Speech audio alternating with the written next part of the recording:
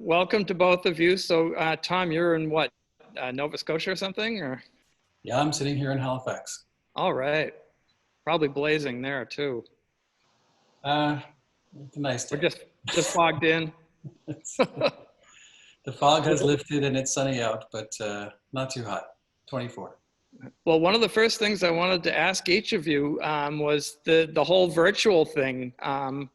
Margo, I saw in your little bio that this is unique for, or this is a first time for you, a precedent of doing something like this virtually.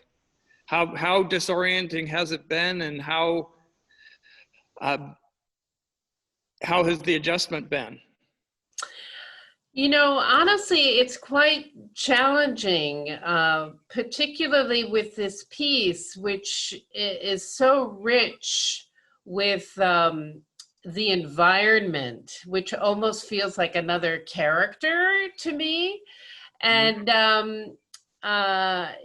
it's very challenging because, and also this piece calls for and delivers some wonderful physicality, interaction. Oh, hugs and all sorts of things, exactly. And we're really unable to do any of that. I mean, you're just as we're speaking now, you're really confined to kind of the chest up.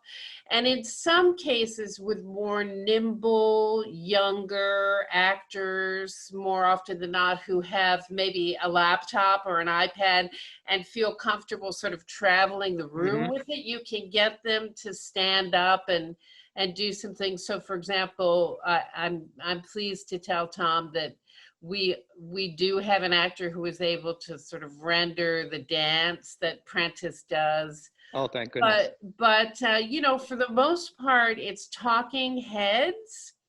And so I had to rewrite the stage directions because I can't render what's written more often than not. Very challenging. A lot of being, you know, bogged down in minutia, in terms of technical details, like, oh, if I hand somebody something, am I doing it to my left? Are they picking it up from my right? What's the timing of it? So on and so forth. And also this play calls for a lot of physical, not only physical characterization, but physical interaction, hugging, kissing, hitting. Very challenging to do it all. Well, this will be the year that all the playwrights write their new play with characters just sitting still in front of the webcams. Richard Nelson has blazed the trail doing that, yeah. So Thom, have you, in any other projects since the lockdowns, been involved in anything quite this technical and virtual? Well, not at all yet. I do have something. Oh, so this is first time through. Oh boy. And you know, but I have experienced a number of readings of the play by casts sitting together in a room or a theater without necessarily doing all of the physical aspects of a play. And I think in the development process of a play, we get accustomed to that sort of interpretation, the table read. So I'm thinking of this as, you know, something between a table read and a finished production. It's got all of the elements of actors confined, but, you know, they're going to be able to really internalize and emote in a way that sometimes gets lost in a big theater like you're in right now. And maybe the younger viewers will take to it better than some in my geezer category here. I think this particular production will be kind of visually quite interesting because we've tried to incorporate a number of virtual backgrounds to reflect what Thom has written. So we have people in a truck. Wow. You know, it's a virtual truck. That's great. But it's a truck. And we have the Bay of Fundy well represented, and the Actual coastal footage plain. of the bay, or? Well, not video footage. We tried some video footage for the rain effect, and it only worked. That's the other thing. Everybody has a different level of computer capability. Yeah. So Seth, who put together a beautiful, no, I mean all of these images, but in particular a beautiful video of a rainfall, was only able to be played by one of the three actors' cameras. You know, so Well, I Seth think it's, Stoddard is basically the hero of all these three productions in yes, he terms of the editing process and everything else. So shout out to Seth. yeah. And Thom, I was just doing a little more reading online today, and so it was the play, then the movie, and this is sort of Back to the Future. Then I gather this is pretty much the original. This is the play as it was produced in 2011, 2010, I guess. 2010. And the movie came out 2011. I noticed that in reading on IMDb that the movie with Brenda Fricker and Olympia Dukakis, they were both in a nursing home, as opposed to in the play, the one about to be consigned to the nursing home and the other taking her away. How much of a process was that when you had to adapt it for film? Well, it sounds like that online synopsis doesn't quite capture it. It is the same circumstance in both the play and that Dottie ends up consigned to The version I read had said, I think it was just Dottie who was about to be put in by her granddaughter, and Stella was outside. That was the way I read it. I think that there are some differences between a stage play and Sure, a movie. inevitably. In the stage play, we see Dottie going off with her granddaughter being taken to the home, and then we cut to the moment she's been broken out of the nursing home.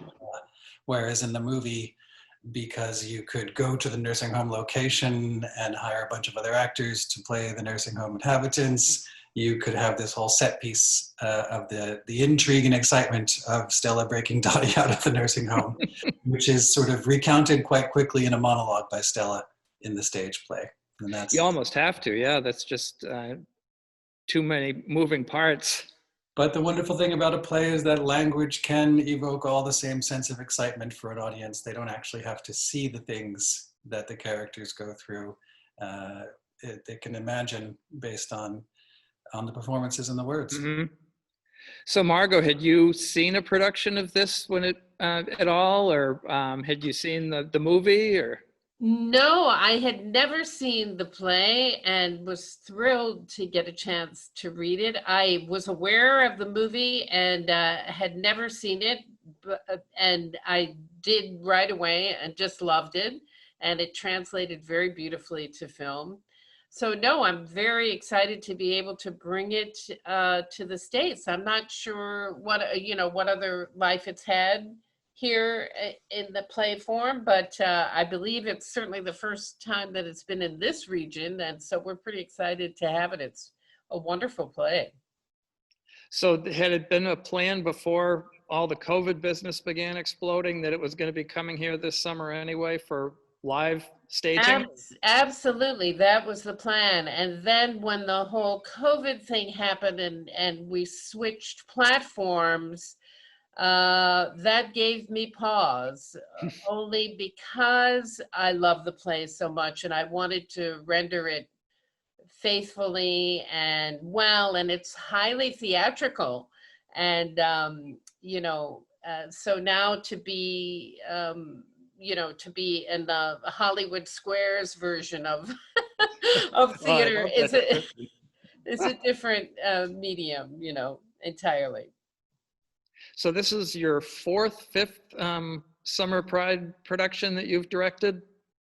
Oh gosh, I don't know. Yeah, several. I've directed a number of them. Yeah. Mm-hmm. And did you get to read several scripts before this one was chosen, or they just say, "Here it is, take a look"? They have a committee that vets a number of scripts, and also Sharon has a tremendous pipeline with her brother. Perhaps she'll speak about that, who runs a theater in Chicago dedicated to the same mission of pride and LGBTQ plays. And I lived in San Francisco for a long time. I have lots of resources to draw on. So usually I think the process is that they gather scripts that are both found and recommended from all over the place, and then they boil it down to the ones that they want to do to provide a variety. And in this case, we have a wonderful variety of generations and race and so on and so forth. And then they approach the directors. And Thom, this is set in 2010, if I remember right.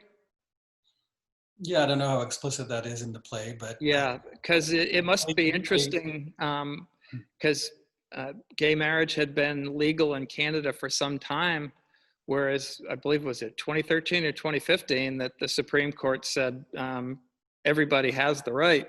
That I don't imagine that changes the depth of the emotions and the feel of the play, but now they wouldn't have to. Now Stella and Dottie would not have to go through all these machinations.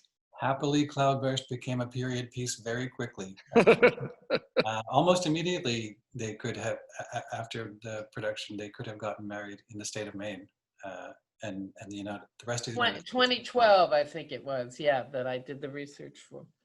Yeah, so I think, but like any piece that captures a moment in time, we now view it with a different perspective, and I don't think that diminishes empathy for these characters at all. Not at all, particularly given circumstances in this country right now where there's a fair amount of determination to go backwards with rights. I mean, we've saw with the Supreme Court just this week as far as what people, there's one ruling one day that seems to help the cause, and then a week later it goes another way. So it's a cautionary tale as well. And that actually was the case in Maine, where the play begins.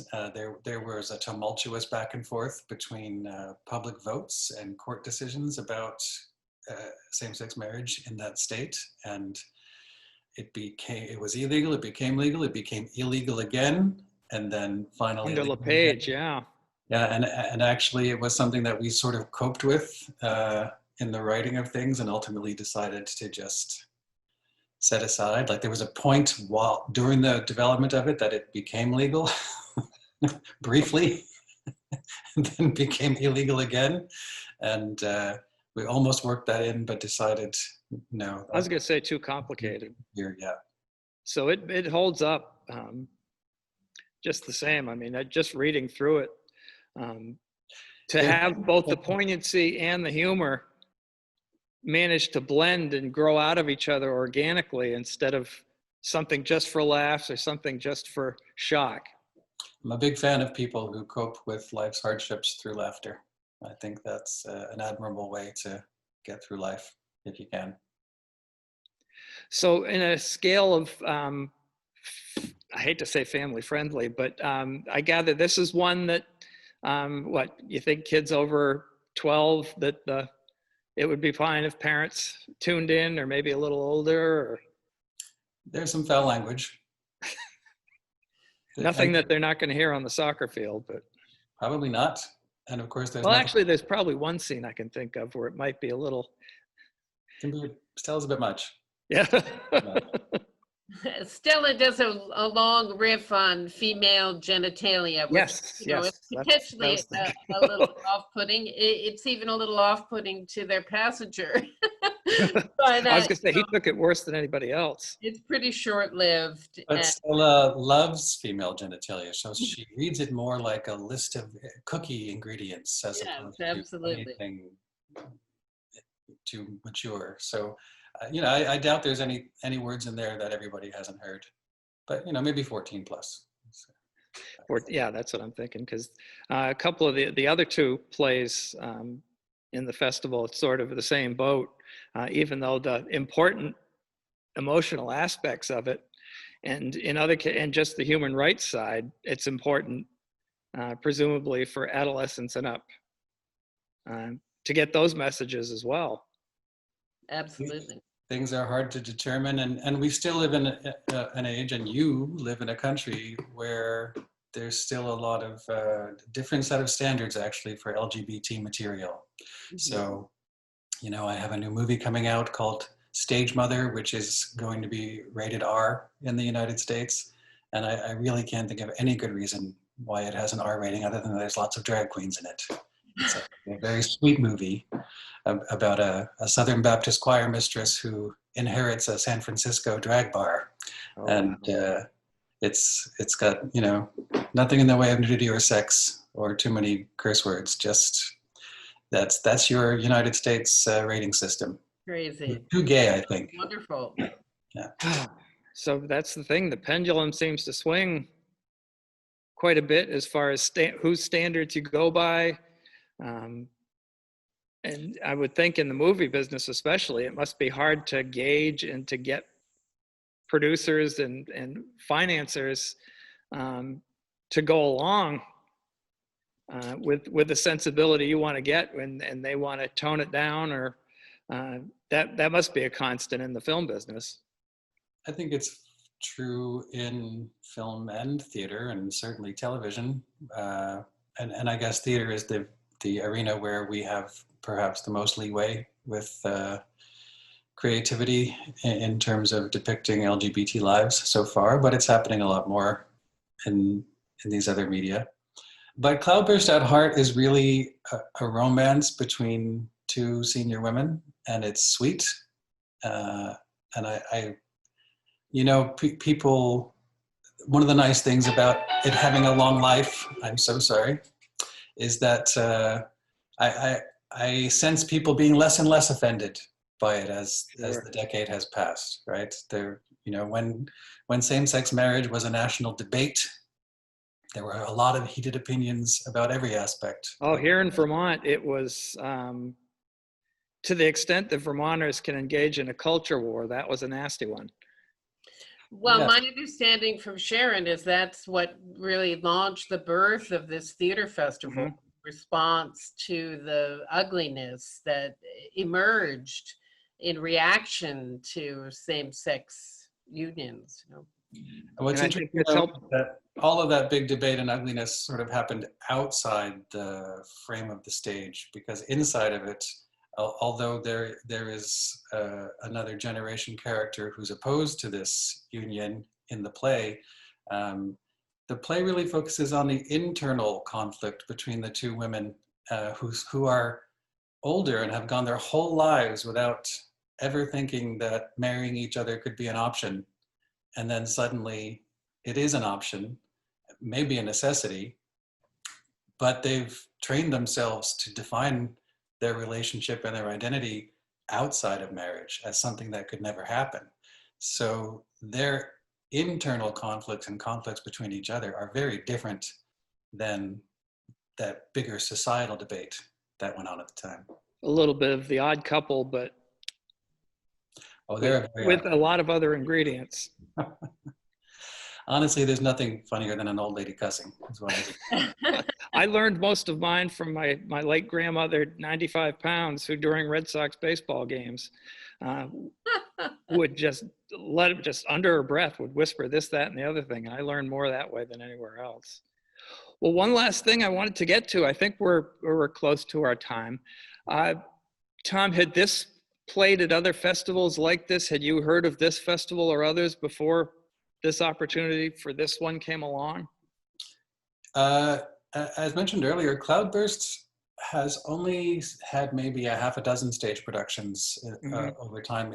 I think because it became a movie so quickly after the original production, people could just watch the movie. And I found that once the movie had aged about 8 years, that there has been a big resurgence of interest in the play. And so in the last couple of years, there have been a number of productions, mostly around Canada, think this is only the second time it's in the States.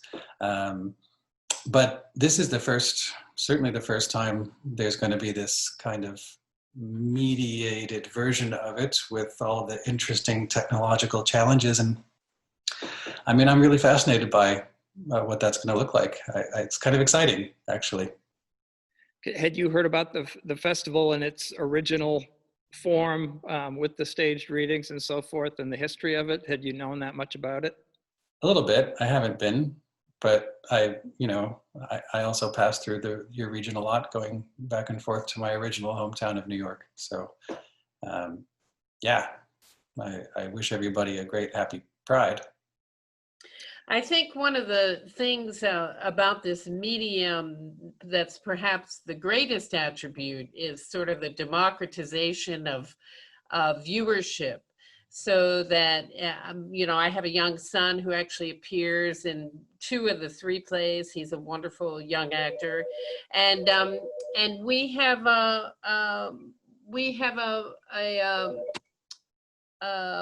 we've been watching a lot of Zoom theater, and people are able to watch stuff from all over the world.